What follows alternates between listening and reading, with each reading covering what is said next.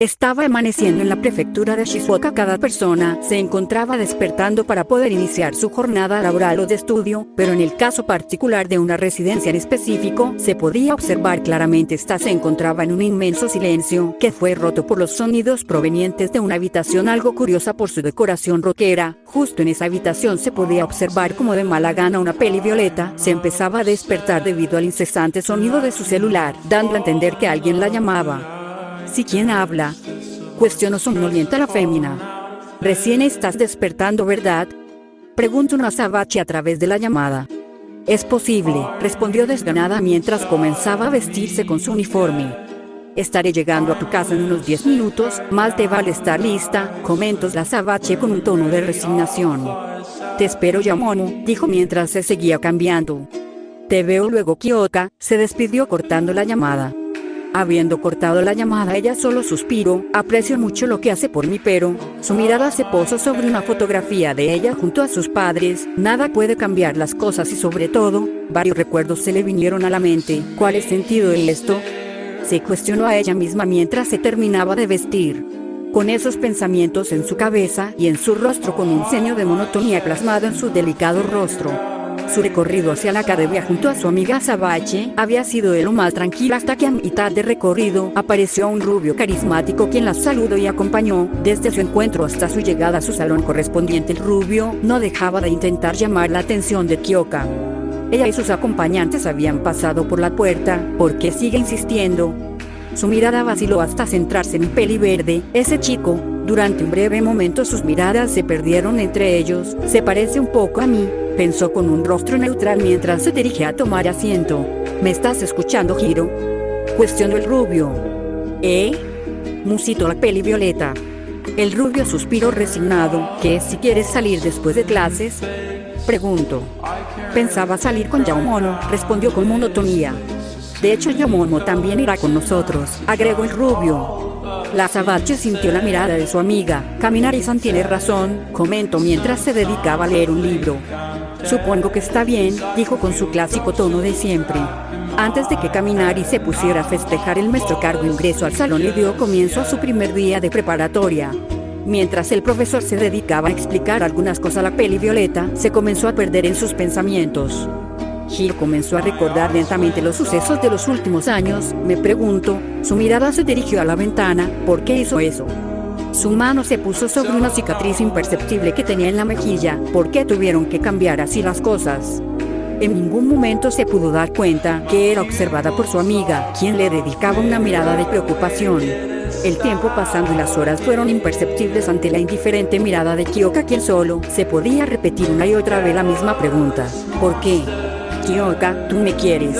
Ayúdame, no tengas miedo, solo será una vez, monstruo. Perdón, mi querida Kyoka, las horas desde su encuentro con su amiga y el rubio habían pasado y a pesar de pasarla bien con ellos, las acciones de ese pecoso seguían en su cabeza. No podía entender cómo su mirada no concordaba con sus palabras y tampoco entendía por qué la detuvo. Ahora mismo se encontraba en un puente peatonal donde casi nadie transitaba. Para ella era una clase de hábito el ponerse a caminar en los bordes de ese puente peatonal, todo para dejar al azar el destino que recibiría su delicado cuerpo. ¿Por qué sigo haciendo esto?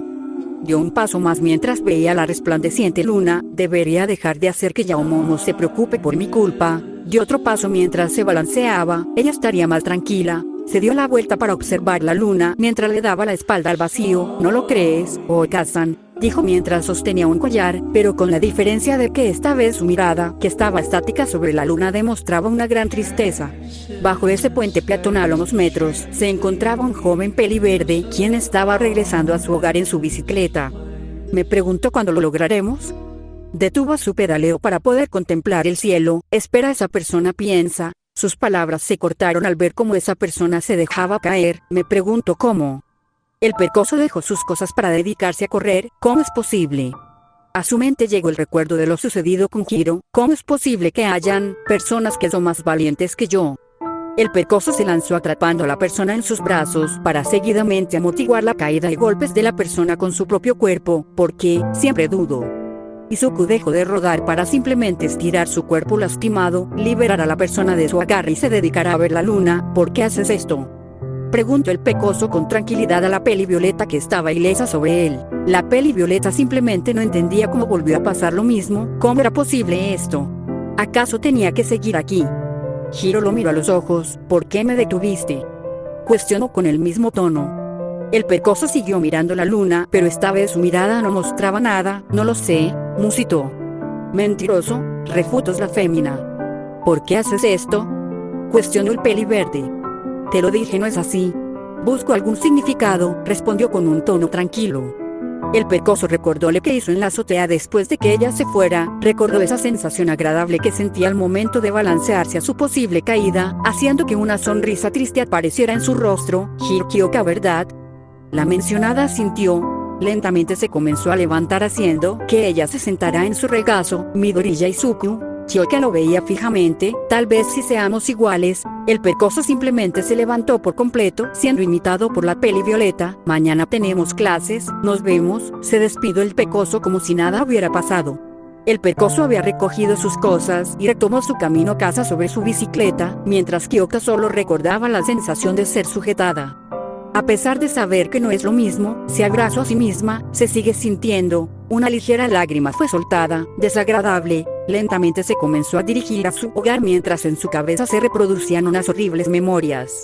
Ambos seguían con su recorrido a sus respectivos hogares, pero lo que ninguno notó fue que en ese mismo puente bajo la luz de la luna había florecido una licor irradiata. Ninguno era consciente que ese encuentro desencadenaría algo mucho más grande de lo que esperaban, algo que provocaría su declive.